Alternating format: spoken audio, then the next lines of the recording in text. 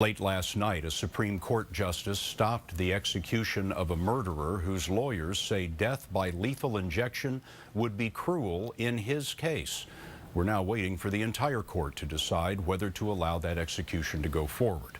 Jan Crawford is our chief legal correspondent.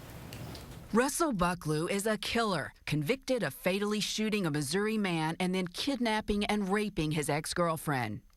But when it came time for Bucklew to die for his crimes, he got a last-minute reprieve, as lawyers argue over whether Missouri's method of lethal injection is cruel and inhumane.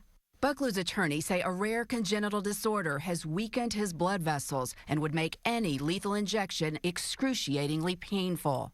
It's the second time in a week that a condemned killer was at least temporarily spared death over questions about lethal injection, a month after a botched execution in Oklahoma raised scrutiny of executions across the country. Lethal injection is the most common form of execution, originally seen as more humane than other methods and used in all 32 states with the death penalty. The Supreme Court upheld it as constitutional 6 years ago.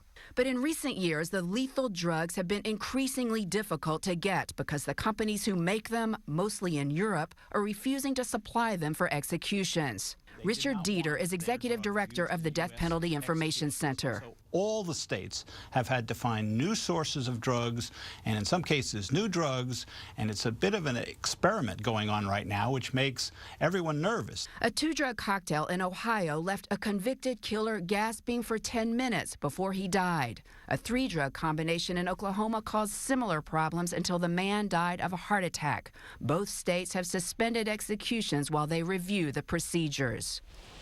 Now, Missouri has used a single drug in each of its last 6 executions without officials say any problems. But because of the uncertainty in the other states, Scott, many are saying this is an issue the Supreme Court eventually is going to have to resolve.